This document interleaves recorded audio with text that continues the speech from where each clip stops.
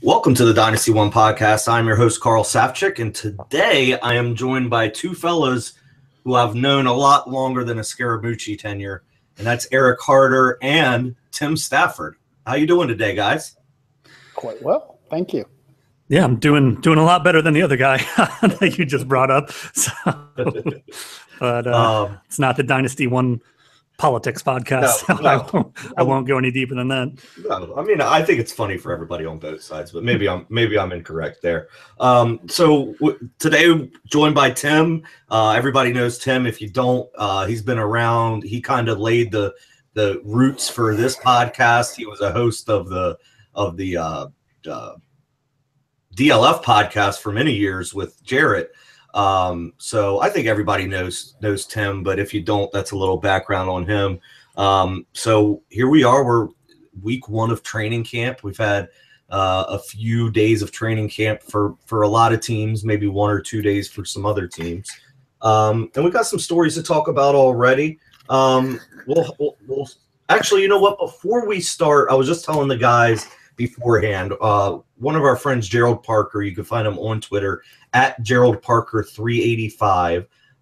He's giving away 2 free spots. Well, we'll be giving away 2 free spots to his March Madness style tournament. It's a $25 buy-in. It's fantasy football. But instead of the $25 buy-in, you get a free spot if you leave a review, a rating and a review to the podcast. You can screenshot it and send it to us at dynastyOnefantasy.com, or I'm sorry, at gmail.com, or you can just hit one of us up on Twitter. You can find me on Twitter at Carl Safchik.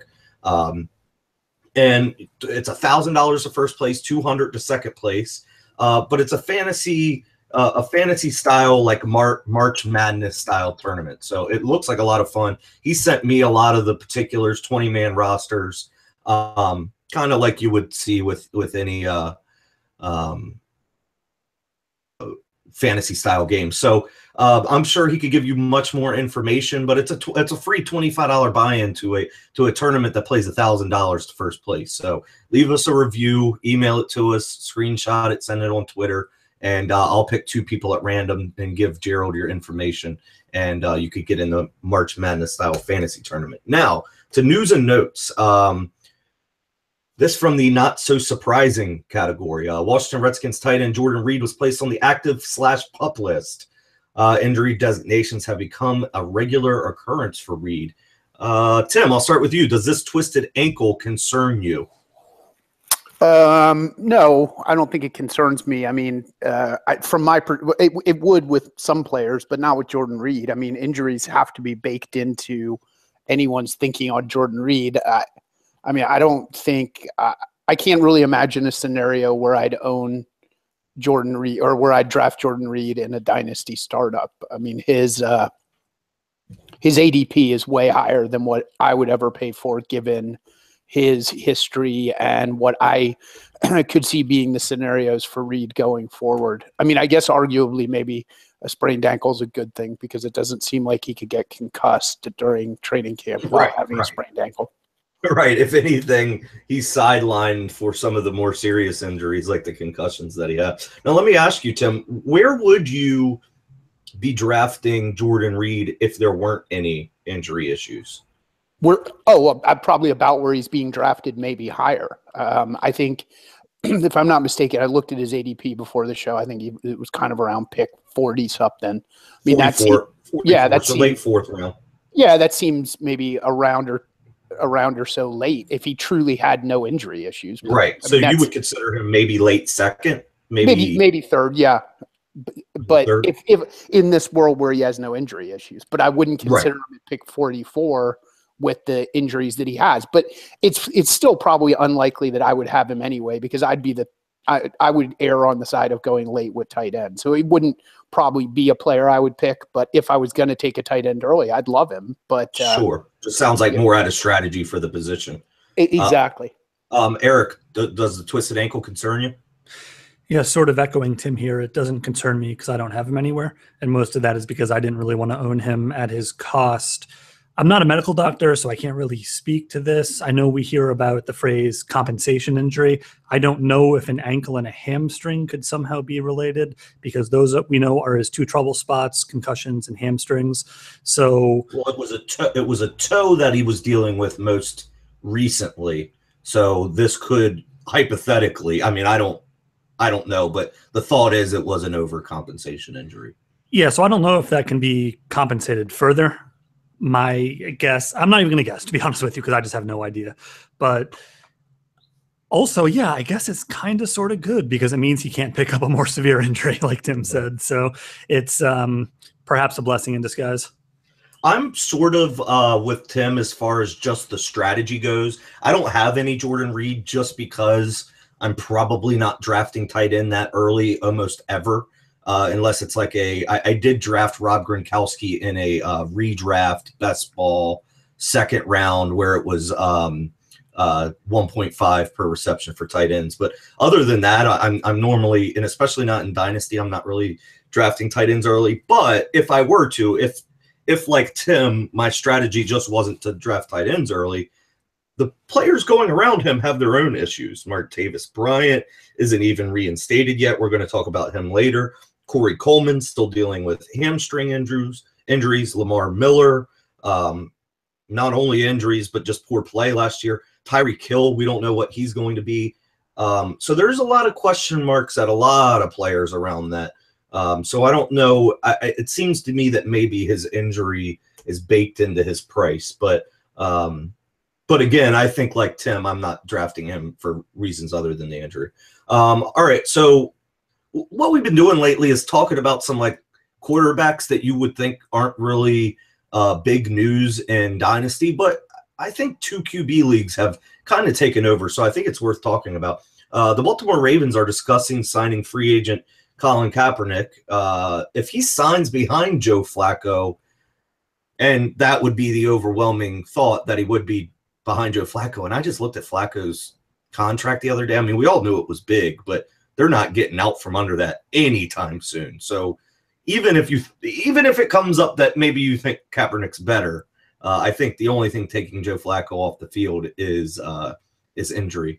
But if and I'll start with you, Eric. If he does sign there, and let's just look at it in the lens of a 2 QB league, do you like the fit? So it's two sides of the same coin. And the first side is, as you mentioned, Carl, Flacco is not getting benched. He's the quarterback there. He's the franchise guy since his rookie season.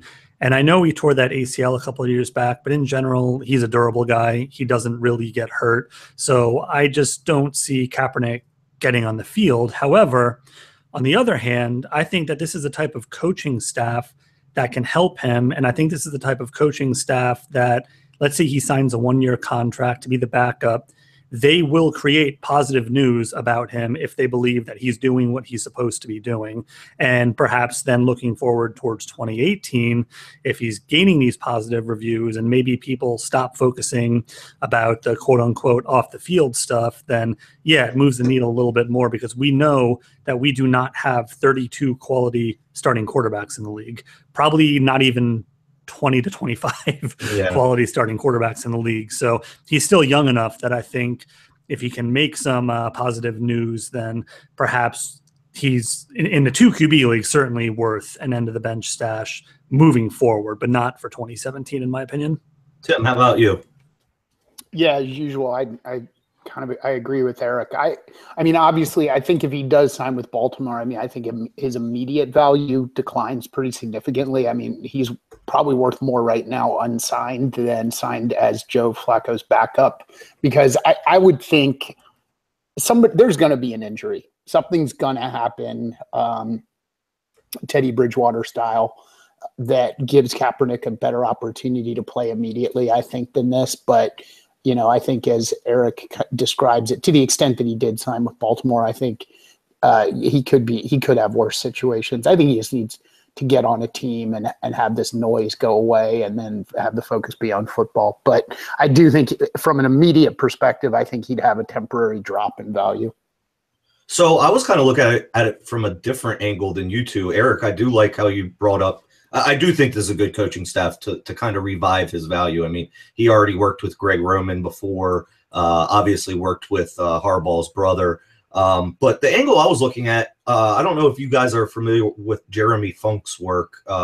He's a guy we've had on the show before. He and I debate a lot how to use his work, but he works a lot in the sports injury field. And he tweeted out yesterday, little over about 20 hours ago, if you own Joe Flacco in Superflex or 2QB leagues, sell and avoid. His epidural steroid injection confirms disc herniation. Historically, it is difficult to overcome at the age of 32. The bottom of his value could fall out quickly. And he isn't the only one to say, hey, this injury might be more serious than some people think. So I think if they're exploring signing Joe Flacco, I think that there's a real injury risk, a real injury reason. You guys mentioned Teddy Bridgewater. Maybe this is like Teddy Bridgewater light type injury that, Joe Flacco might not be good to go till, week 4, week 5. I think we're just going to need to see how it progresses because we've heard the 3 to 6 week timetable, and we've also heard the 1 week of rest timetable. If he's back on the practice field after 1 week, I guess maybe that'll tell us something about the severity. And I will also say, however, that as much as this could be potentially about Joe Flacco insurance, remember, they have Ryan Mallett as their backup right now, and he is just awful. Did you read the news on him from 2 days ago? About his Bortles type output in the practice where he threw 5 interceptions or something like that? Well, that, and then which was followed up by supposedly a temper tantrum. Yeah, typical Ryan Mallett. Yeah. Right, exactly. I mean, it's not too surprising, but I mean, that just gives you extra reason to want to go and sign another guy. He's a Michigan Wolverine. What do you expect? Is Mallett a Wolverine? Yeah. Okay. Well, I don't get the joke though. What are they known for their temper tantrums? No, they're just Michigan Wolverines, and I despise them. Oh, because Penn State, obviously. Exactly. Yeah. Okay, we'll talk about a Penn State player soon, so Okay. you can. I think Mallett went to Arkansas. I think he started off at Michigan, and so he'll always be a Michigan guy to me. Well, that's fine. I'm an Ohio State guy, so I dislike. Okay, so yeah, you get it. Yeah. As much or more than you. So My family are all Wolverines, so I didn't get the narrative at first. But okay, so Pittsburgh Steelers wide receiver Martavis Bryant tells reporters today that he is, quote, close, unquote, to a full reinstatement, assuming he is fully reinstated, and we'll just go ahead and assume that for lack of argument. Are we looking at a superstar return or an overrated asset, Tim? Well, I'm going to admit that it was news to me that he wasn't fully reinstated. I thought, but I saw that and I took a look, and you were absolutely right. I thought he was back. I didn't know that he was in this sort of purgatory penalty. Yeah, like partial reinstatement. Yeah, but it sounds like everything's right on track. Yeah. So, but yeah, I guess I would pick. Superstar versus overrated? Probably. I'll go the easy route and pick somewhere in the middle. I think Bryant's probably a wide receiver 3 for this season with some upside. And there's just so much competition for targets from Bell and Brown. He wouldn't be somebody that I would be targeting either in redraft or in Dynasty. Once he's fully reinstated, I just doubt he's going to be on any of my teams. I wouldn't trust him in Dynasty, and I don't really. I bet he's going to be drafted earlier in redraft than I would pay the price for. Yeah, so he's going right in that range in Dynasty that we talked about with Jordan Reed. But I mean, you got guys like Tyreek Hill, Jamison Crowder, Michael Crabtree, Willie Snead, Devontae Parker. I mean, these are all guys. I'm just putting it all out there, not guys that necessarily – Josh Doxson, Emmanuel Sanders. I mean, are there a lot of guys in that group that you'd rather have? Probably half of those guys off the top of my head I would rather. I'm not all of them, but half of them. You could double that for me. I think I would take every single guy, but I am not a big Martavis Bryant fan, as you know. Is it on field? Is it off field? Is it – Yes. I think he's a little bit overrated on the field, to be honest with you, and – I'm going from memory here, but when I ran efficiency numbers on the last time he played, which was at the end of 2015, he wasn't that good. I think actually Marcus Wheaton, who's a laughingstock, was more efficient towards the end of 2015. And we all know that he didn't play at all in 2016. And yet somehow he's the magical, like, oh, he gained 10 pounds, but he's actually faster than he was. And I'm just having a hard time kind of buying it. I think we're seeing the Josh Gordon redemption narrative, and maybe it will work out for Martavis Bryant. I should be clear, I'm not rooting against Martavis Bryant. I hope he gets everything in order. I hope he plays well and proves me wrong. He's just not a guy that I'm going to own because I'm not willing to pay that cost for what I perceive his talent level to be. And I'm definitely not paying that price when you throw in that he's basically one, I don't want to call it a relapse, but I guess one relapse away from missing another year. So let me preface what I'm about to say by saying that I realize Martavis Bryant is probably more talented than the names I'm about to put out there. But you got a lot of names out there. You got Eli Rogers, who they wanted to get the ball to last year. Same with Sammy Coates. Justin Hunter has been getting a lot of buzz at Steelers camp. Obviously, Darius Hayward-Bay is still there. And they drafted Juju Smith-Schuster in the second round. So now I realize that Martavis Bryant, what he has done on the field has been better than any of those guys. But I think he's going to have to really elevate his game to get the volume that we would expect from a guy that is a wide receiver too, especially a guy that's been off the field for over a year. So I think that there's just too many question marks to put him in the fourth round of to pick him in the fourth round of a dynasty, and that's like kind of early to mid fourth too. I mean, there's just a lot of guys that I'm looking down that are going in the sixth and seventh round that I could make the case over. I mean, Randall Cobb even maybe that's going all the way down in the late sixth. As opposed to Bryant in the late fourth. It seems like you're really hoping for his upside at that point, and I just don't know that it's there. I don't know if like wide receiver one numbers are his upside, which is kind of what you want out of a fourth round pick. I mean, Corey Coleman's going in the fourth round, Tyreek Hill, Terrell Pryor. I think all those guys have wide receiver one possibility in their range of outcome, even however small it may be. I think there with, as you mentioned, Eric, Le'Veon Bell, Antonio Brown, and then some of the guys that I mentioned. I just don't know if wide receiver one is within his range of outcomes. Well, I want to just say two things. The first is that I literally think there are probably 30 to 40 wide receivers that you could say the range of outcomes includes a wide receiver one season. Sure. And I don't mean that as a counterpoint to anything. I just mean that there are enough talented guys where if the situation swings their way just a little bit, it could definitely happen. The second thing is that Tim's eyes just got huge when you said Justin Hunter. I think he was remembering back to the Titans days. Yeah, you're exactly right. Boy, if he makes that team, that'll be amazing to me. I know I go back to this every time we talk to Tim, but when I think of Tim and when I think of Justin Hunter, I think of when I said that after the Michael Crabtree Achilles injury that I would trade Michael Crabtree for Justin Hunter, to which Tim said that was a horrible idea.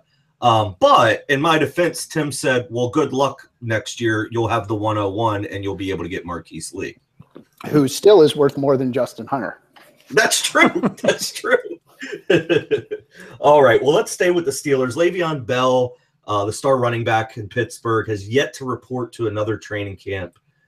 Tim, does this move the needle for you at all if you're a Bell owner? Let's say you rank him like mid, like 106 to 108 in a dynasty league if it's a startup. Are you moving him back at all because of this? No, I mean, I wouldn't go to work if I didn't have to. So, I don't think it means anything at all to anything. I mean, he's not. I don't believe he signed the tender, so he's not under contract. He's not going to work because he's not going to have to. And if I were him, I'd wait as long as I could. And it wouldn't surprise me if the Steelers were quietly encouraging that because, I mean, it's not like he doesn't know the offense. It doesn't make any difference at all. Maybe it's a good thing. Somebody put out the stat the other day that 20% of injuries throughout the season happen in training camp and in preseason. Wow. So maybe, if anything, he's taking some injury risk away from his value. Eric, does it upset you that he's not in training camp? No, I'm essentially going to regurgitate what I said about Jordan Reed, which is that it's probably better for him that he's not on the practice field. Right. Look, James Conner's a great story, but he's not in Bell's league talent-wise. Fitz Toussaint, obviously. Niall Davis, I mean, that guy's a running joke as far as I'm concerned. None of these guys, I don't care how well they do in training camp, they're not taking away any appreciable work from Le'Veon Bell. So if he's a guy who he's been on suspension, he's been injured, but he always seems to be ready when it's time to be ready. So I'm sure he's keeping himself in shape. Like Tim said, he knows the offense.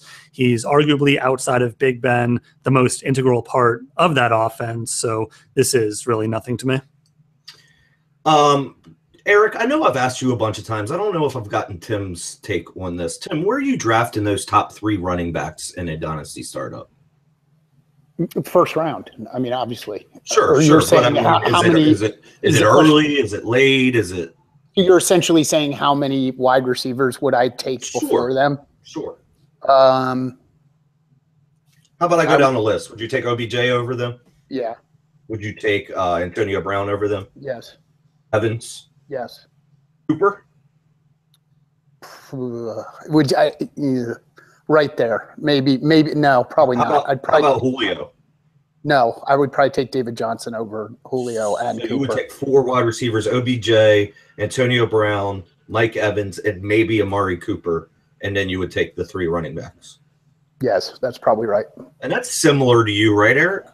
No, I would have David Johnson still as the 101. Right. You did tell me. And Bell would probably be right there around 103 to 104. Zeke Elliott, I guess I just want some clarity on what's going on now for me to make an informed decision. But the guys I like in the tier 1 of receivers would be Julio, OBJ, and Antonio Brown. And after I would take the running backs, and those 3 I think would be my top 5. And after David Johnson, you can kind of pick the order for the next 4. Who's your wide receiver 4?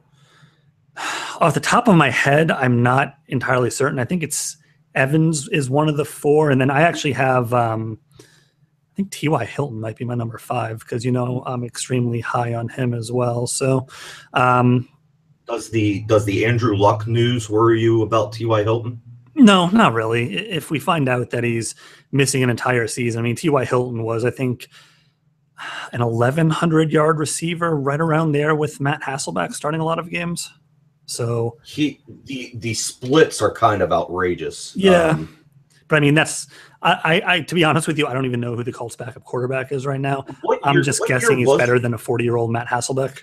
What year was that? Was that 2015 that Luck missed a few games? Yeah, you're right. So yeah. Yeah, it looks like 134 targets, 1,100 yards, 5 touchdowns. That's bankable production. Yeah, sure.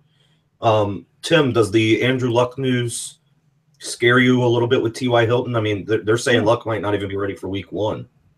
I mean, it can't be good. It doesn't scare me. If I own T.Y. Hilton, I wouldn't be like losing sleep over it. But I own Luck in a league, and it's disappointing to see that. Obviously, if you're a Colts fan, it's really bad news. One guy that I think needs to be talked about, kind of in that first round range, that he's there in the ADP. I just don't know if he gets talked about as much as an elite asset as Michael Thomas. What do you think about him, Tim? I mean, he's young. I mean, he's old for a sophomore, but he's young overall, and he was elite last year. And now Brandon Cooks is gone. I mean, I know Brees spreads it around, but it can't be a bad thing with Cooks leaving as far as Thomas getting targets. I don't know. I mean, I got to say, he would scare me. You haven't mentioned A.J. Green. I would take A.J. Green before Michael Thomas. What makes me nervous about Thomas is, unlike every other wide receiver that we've named in this discussion, coming out of college, at least for me, I had very serious doubts about his talent level. All these other guys were elite athletes. I mean, A.J. Green, Julio Jones, Amari Cooper, these guys are studs. And Michael Thomas just wasn't. I didn't see it on tape. I mean, I'm an Ohio State fan, as I mentioned.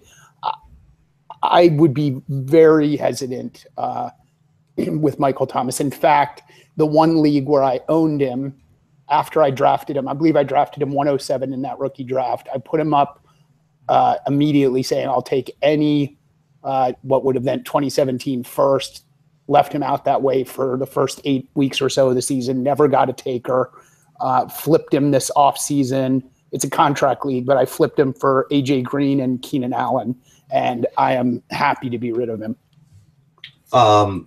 Eric, I know it's a bit of a curveball. We didn't put it on the agenda, but what are your thoughts on Thomas? Is he a first rounder for you? Well, at first you were saying elite asset, first rounder. I'm looking at our agenda, and we're talking about Christian Hackenberg next. So I was trying to figure out the segue here. I was not making any sense of that. I'm like, he's going to get real creative with this one. But Michael Thomas, off the top of my head, I want to say that I think I have him as like a top 12 receiver, but I'm just not positive. I think he's probably in like the 10 to 14 range for me, if I had to guess. I was very happy with his rookie year. I think he led the team in targets and touchdowns, and I think receptions too. And I thought that he outplayed Brandon Cooks, especially as it came to catch percentage. So it's one of those things, like, what do you do if you were not overly high on a guy coming into the league? We've talked about needing to have the ability to change our opinions on the fly, but do I want to put him as like a top 5 or 6 guy? No, I don't want to do that. There are still other guys I like more. And maybe last year we saw his ceiling, just like maybe the year before we saw Allen Robinson's ceiling. We still don't know about things like that. All right. Well, I could tell you brought up Hackenberg, you brought up Allen Robinson. You want to talk Penn State. And this is another item that we'll view in the scope of a 2 QB league. I think maybe we would even have to make it a 3 QB league to make it worthwhile. But New York Jets general manager says Christian Hackenberg is making, quote, good progress, unquote. Is this anything to get worked up over? And, of course, we'll start with you, Eric. Yeah, so look, I'll always have a soft spot for Christian Hackenberg because he stuck with Penn State through the sanctions, through a coaching change to a scheme that really did not fit what he's able to do. And he was legitimately good as a freshman coming in. And I think some of that was the fact that he got to throw to the aforementioned Allen Robinson. But he looked like he had some promise. But I saw every game of his in college, and the way his play just deteriorated. They used the phrase, he couldn't hit the ocean from a boat. So I'm not seeing it. I guess it's good that he's perhaps past Bryce Petty. There's really nothing to write home about on that. It's nice that he might be catching up to Dolph Lundgren, Josh McCown. So that's great. It's none of these are very promising things. I guess he'll see some starts this year, and we'll find out then. But even in a 2 quarterback league, I mean, you're never going to feel confident starting this guy. So I don't know. It's good that he's making progress, but I think it was also like mini camp reports saying that he was hitting reporters with passes. So we'll see. Tim, any value to be had in the Jets quarterback room?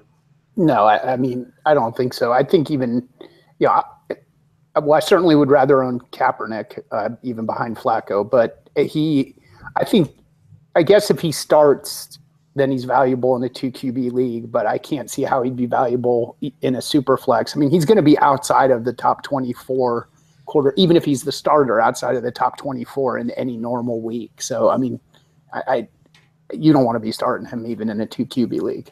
All right, well, let's move over to ADP twins then.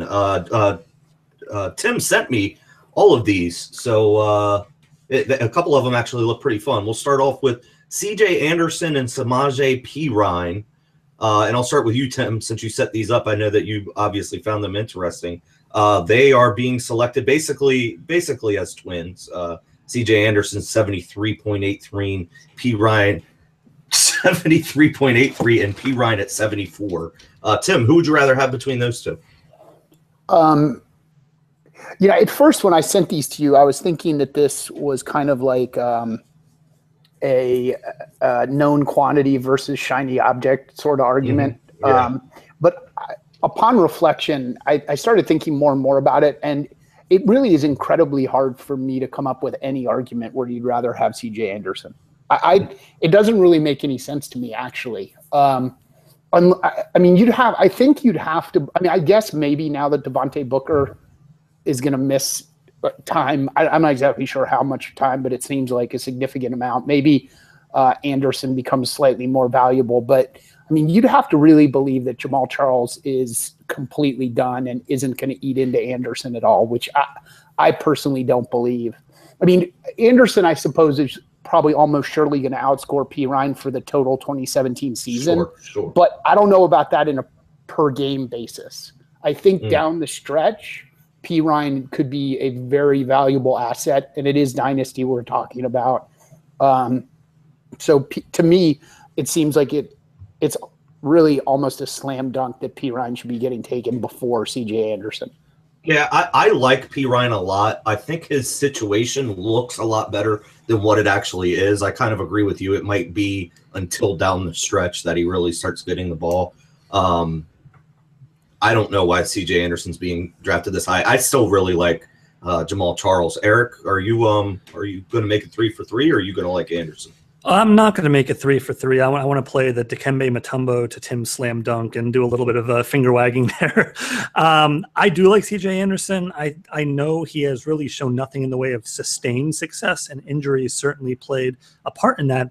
But when he was healthy a couple of years ago, he did show a high-end RB1 ceiling, and he can catch the ball, which is very useful in PPR leagues, which I think the majority of us play at this point. So P. Ryan, I like him, but he was a 4th-round pick. There's no guarantees with 4th-round picks that come 2018 when we have some more of these talented running backs come in.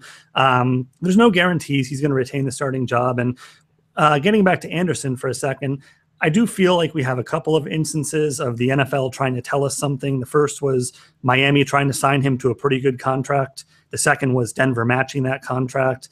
And then the third was, apart from Jamal Charles, which, once again, I think this might have been the NFL trying to tell us something that nobody else was really looking into him. Apart from Jamal Charles, they didn't really bring anyone else in apart from a 6th-rounder in the NFL draft. So I think he's looking at probably 13 to 15 touches a game, and I just think he's going to be the more valuable asset moving forward. Personally, now this is just me talking because I know that others won't agree, but apart from Jamal Charles is kind of a big thing to gloss over. I mean, this is one of the best running backs of our time that, by all accounts is probably healthy now. Well, I love Jamal Charles, and you know that, but I do think it's interesting that everybody looks at a guy like Adrian Peterson and says he's done, but people look at guys like Charles and Lynch and are like, oh, these guys are going to be fantastic this year. And for varying reasons, I think there's an equal amount of evidence to suggest that they won't be. Yeah. C.J. Anderson has 0 guaranteed money on his contract, even for this year. So, I mean, not to say that he would get cut this year. I doubt that they'd look at wanting to save $3 million, especially when their sophomore and Booker just went down. What are your expectations for Charles this year, Tim? It sounded like you're somewhat optimistic. Yeah, I'm somewhat optimistic. I think he'll be.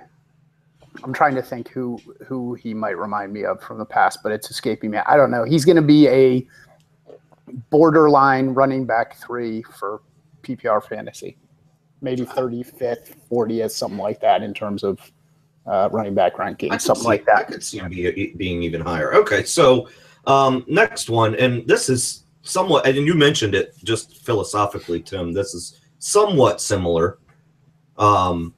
We have Jordan Matthews and John Ross. Matthews is going over a full pick. It looks like a pick and a half over Ross. I will start with Tim because I know Eric hates Jordan Matthews. I don't fully know how much he likes John Ross, though, but we'll start with you, Tim. Yeah, well, it's going to be the same, it sounds like. I mean, I think Eric said earlier we were talking about Michael Thomas, and you were saying, well, maybe Michael Thomas's rookie year, we saw all that we're going to get out of Michael Thomas. Maybe, maybe not. I don't think that was the position he was taking. But I think with Matthews, his rookie year is all you're ever going to get from him.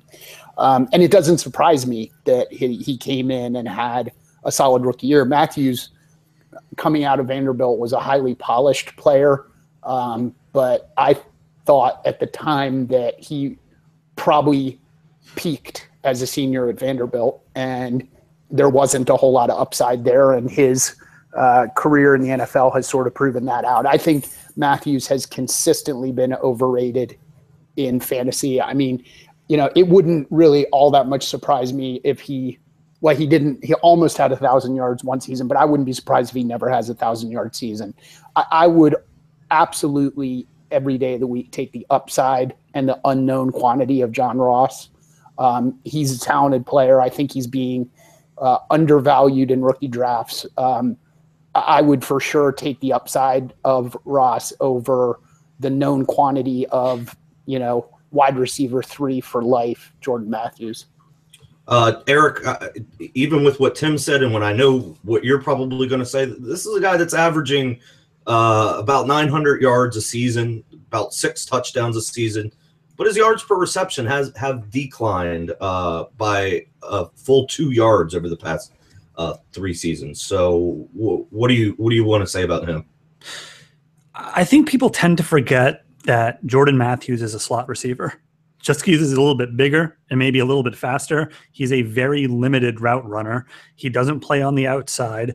And to what you were saying about his average touchdowns, that's a little bit misleading because I think he had 8, 8, and 3 touchdowns, if I recall correctly. And his 2 good years where I think he was maybe a wide receiver 2 both of those years, he had 8 touchdowns. And then last year, I think he actually had more yards, but he only had 3 touchdowns, and he was somewhere in the 40s. Yeah, he had less yards. Okay, so if he's not scoring, he's basically useless. Look, they brought in Alshon Jeffrey, so that tells me he's not going to score as much.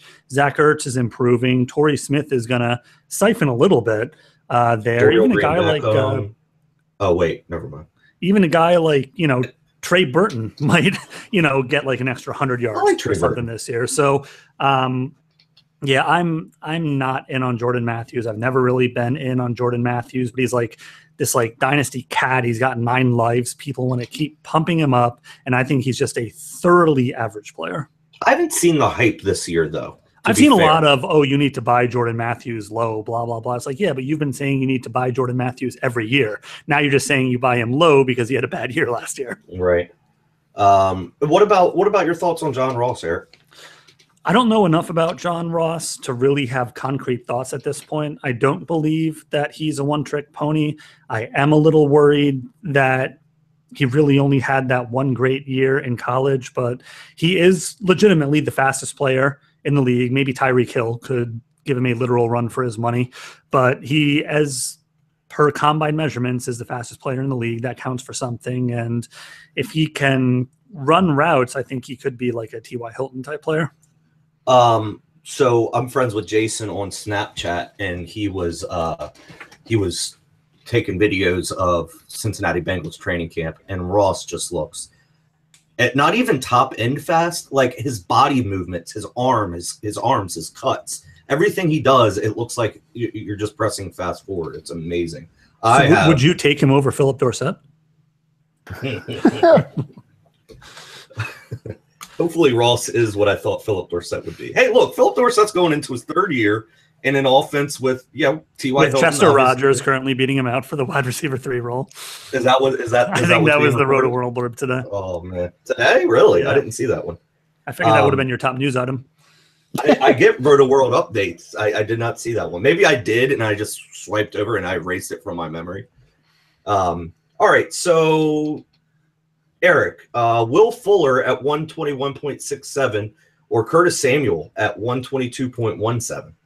Yeah, this is pretty easy for me, and it's Will Fuller because, yes, he had some high-profile drops, but he actually had a pretty decent rookie year. Obviously, much like your boy Marvin Jones, he started hot out of the gates with a couple of 100-yard games, and he certainly cooled down after that. But the Texans had arguably the worst quarterback play in the league last year. So I don't really understand why Fuller's ADP dropped so much. He was, the second wide receiver taken, if I recall correctly, in the NFL draft last year. Corey Coleman, and then Houston traded up for Fuller.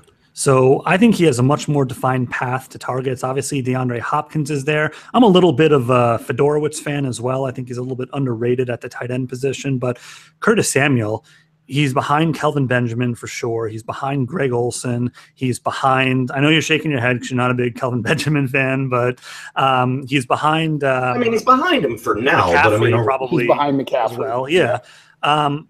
I mean, Tim can probably speak a little bit better to it because this is another Ohio State guy, but I just kind of get a little bit nervous when they literally didn't know what his position was going to be until they called him a wide receiver when he got drafted. Yeah, he's I mean, I agree with your assessment of Fuller. I mean, Curtis Samuel is basically a poor man's Percy Harvin. That's how I see him. He's never going to be Percy Harvin. So, I mean, worst case scenario, he's Tavon Austin. Best case scenario, I guess maybe he's something. I mean, best case, off the chart, best case is Jarvis Landry, but that's not happening. So, I would much rather have Will Fuller. He's just crazy fast. I mean, he's almost 200 pounds, almost 6 feet. Incredible burst score. I don't know that in today's NFL, where you have guys like Randall Cobb and Tyreek Hill, that not knowing what his position is a bad thing. Yes, it kind of sucked with Tavon Austin and Cordell Patterson, but I mean, we have success stories of this too. And I'm not even. They have a redundant guy in Christian McCaffrey who's better at both running and receiving, in my opinion. I don't know if they're redundant. I understand why you'd say that. I think McCaffrey is definitely better at running. Samuel is, if there's like some sort of like continuum of wide receiver to running back, McCaffrey's way further on the running back side of that continuum. Samuel's way further on the wide receiver side of that. But I get your point. He's not a player that I'm going to own, certainly not at this cost, and certainly not if you could get Will Fuller for whatever pick you were on when Samuel's the top guy on the board, I would definitely take Fuller. I think I agree with you that Fuller's the better pick. I just think overall, I think the Curtis Samuel hate is going a bit far. I mean, I think he profiles much better to Randall Cobb or Tyreek Hill than he does Tavon Austin, and I don't think that he's redundant to Christian McCaffrey. Although they do a lot of the same things well, I don't think they're necessarily the same player. Right. I think Curtis Samuel could be more of a game breaker, playmaker. Not that McCaffrey isn't, but I look at Samuel being more like Tyreek Hill, where we weren't really saying that he was redundant to Jamal Charles before the season came out, or he wasn't redundant to Jeremy Maclin before I think that they're going to have to manufacture touches for him, much in the way that you said Percy Harvin had to be, and much in the way that even Tyreek Hill last year had to be, and will continue to have to be. So like, if I want like an arbitrage Tyreek Hill, I think Curtis Samuel's fine. I mean, we mentioned it. Tyreek Hill's going like what in the early 3rd round in Dynasty ADP, and to me, you can have a similar type player. And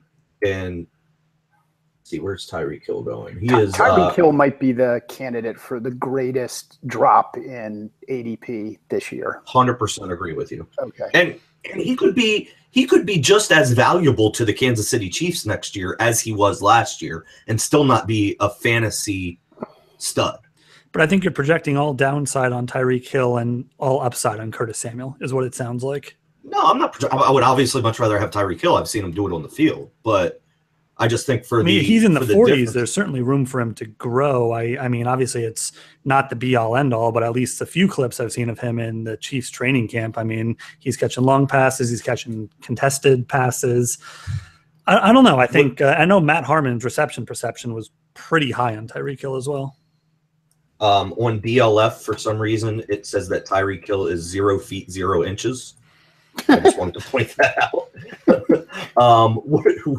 Eric, what do you think as far as like targets and touches go? So targets and are we talking Tyreek Hill or Yeah, Tyreek Hill, yeah. So we had what, 60-ish receptions last year. 56, 76 targets. So I could easily see the targets going to like the 110 range. Ooh.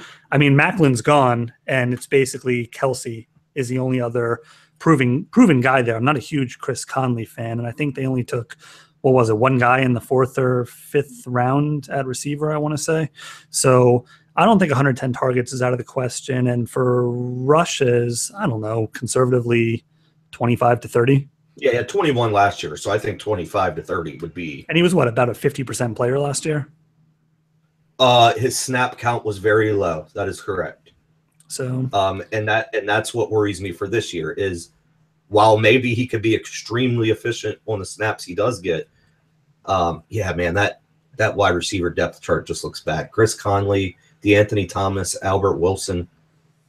I mean, the opportunity's there for him, so I can't argue. I've said it before, and I am like a known naysayer about guys who kind of come out of nowhere, and generally I'm kind of like, oh, I think they're going to fall back a little, but I mean, this has just been a perfect storm for him, and I feel like I've gotten to the point where I think I was overthinking it a little bit with some of these other guys, and I don't want to overthink it with Tyreek Hill, with how good his offseason has been and how much he's been talked up by his coaches and all the roster moves, et cetera, et cetera.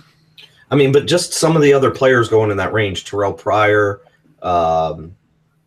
I already don't like this range, first of all.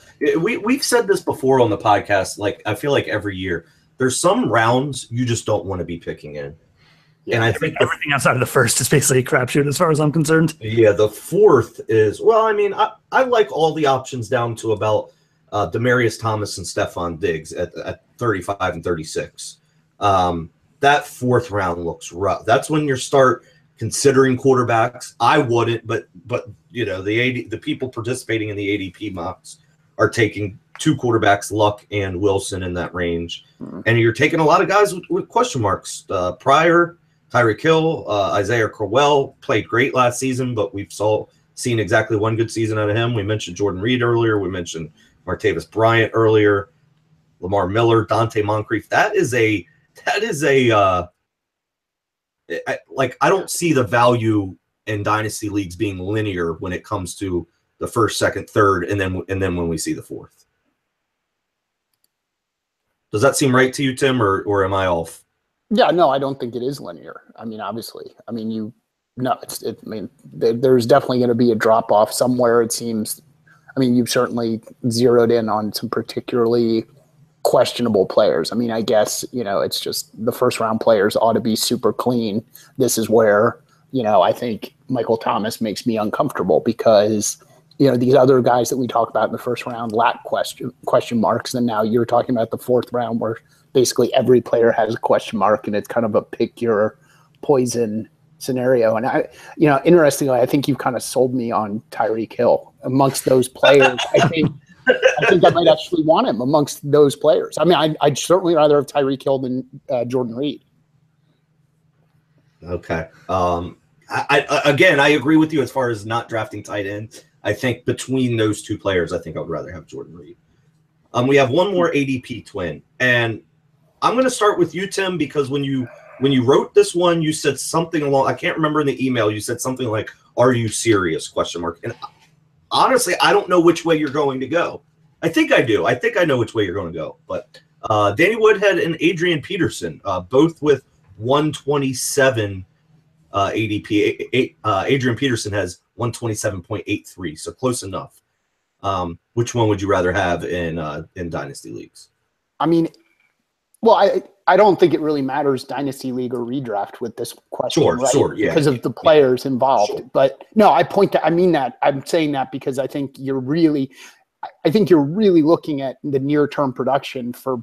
I mean, you're kind of looking at near-term production for all the players because it is whatever today is, the 31st of July or whatever. But especially running backs. Yeah, well, right, and to the extent Woodhead's a running back.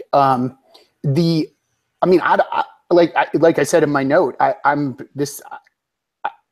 it's a lead pipe lock. It's Woodhead, and it's not even close. Oh, wow. I thought you were going to go the other way. Okay.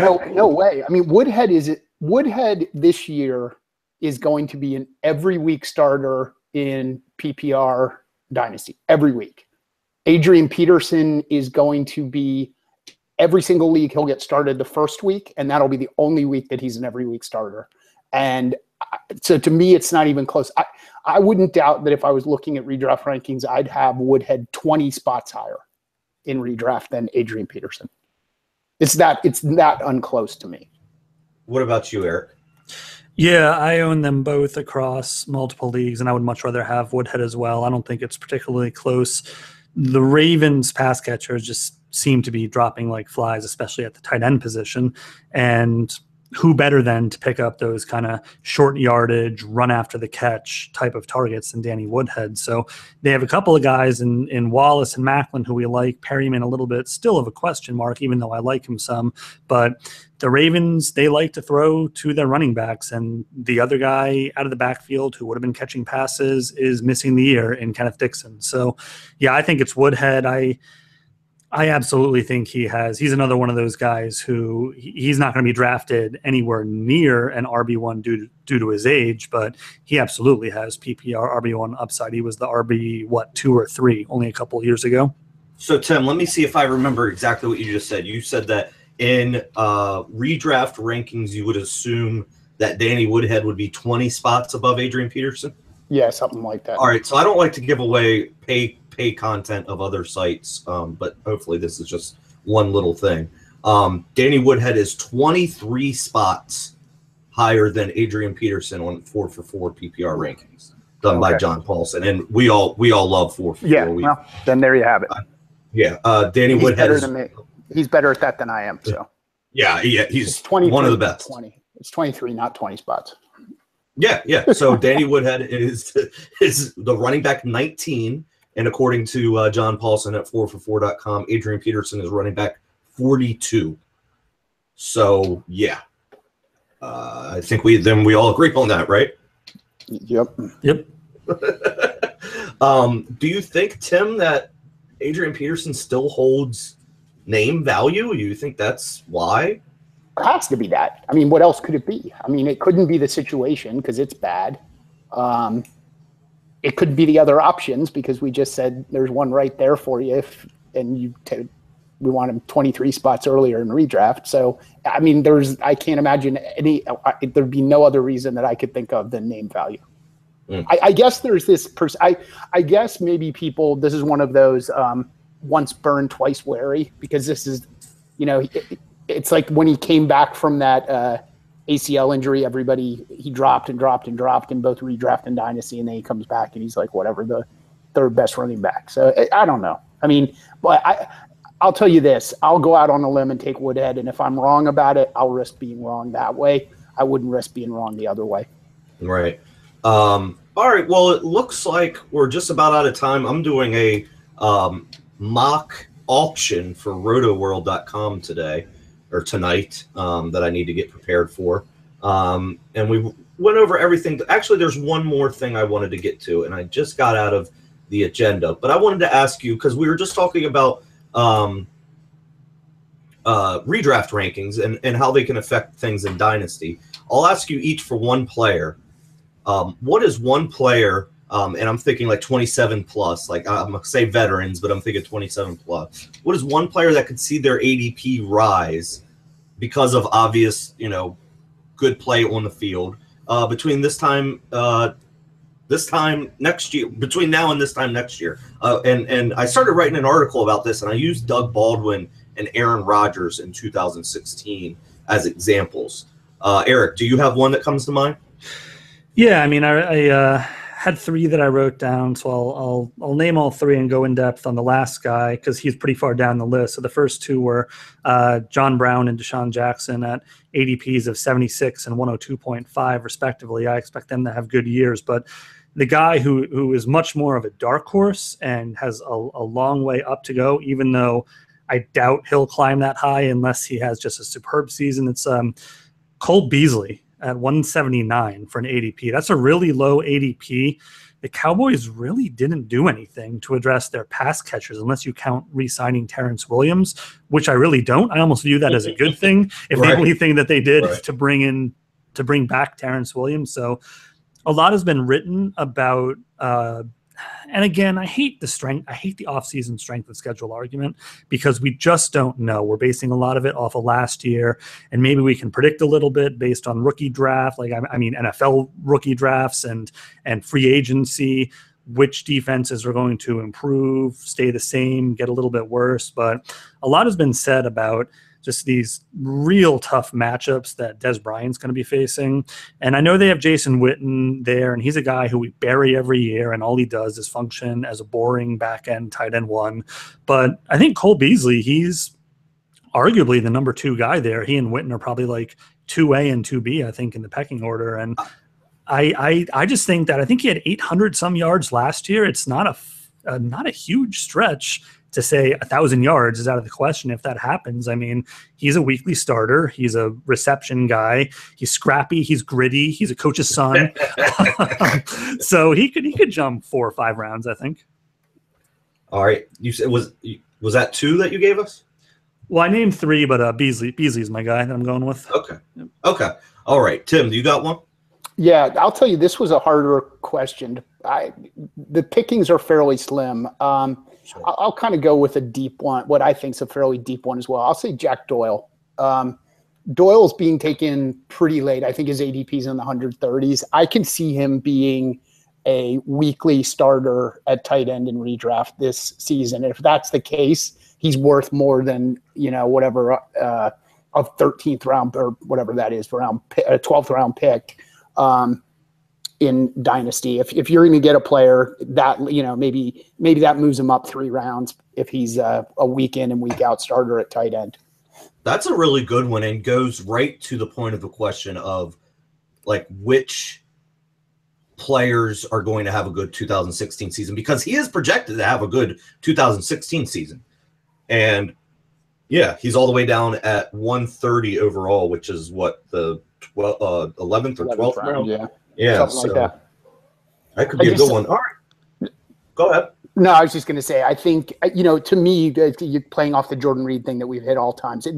He's a player. I would much rather have Jack Doyle in the 11th or 12th round right now and take the upside of that, or even just take the production of that than take Jordan Reed in the 4th round. All right. Well, just so everybody remembers, if you want a shot at a $3,000, you can give us a rating and a review for the Dynasty One podcast. And you could sign up for I'll give 2 random people a free entry into the 5 Wide Fantasy Football Presents Fall Madness. It's a 64-team March Madness style fantasy football tournament, $25 buy-in, but for you, it'll be free. And first place wins $1,000, second place wins $200, third and fourth win $25. All 4 number 1 seeds win $25. So it's free money. Just go give us a review, and you can maybe win some free money. Tim, it was great having you on. Yeah, thanks for having me. I appreciate it. Look forward to football finally starting. Anytime you want to come on the show. Eric, it was great talking to you as always. Yeah, no doubt. And like Tim said, we finally have our last week without football. Yeah, we literally have a preseason game this week. Yep. We have the Hall of Fame game, I think, on Thursday? Sometime soon. That's right. No, it is. It's Thursday night. Yep. Yeah. Wow. So, all right. Well, for Tim Stafford, you can find him on Twitter at DynastyTim. For Eric Carter at EDH_27. I am Carl Safchik. You can find me on Twitter at Carl Safchik. As always, hit up the pod at Dynasty One Podcast. Everybody have a good week. All right. Oh, Tim's gone. Is he? Yeah. He does that shit, dude. All right, man. Well, I'm gonna go get ready for. I have a real redraft auction in a couple weeks, so I guess I'll use this. That is so funny. Tim just leaves. Yeah, he's got shit to do.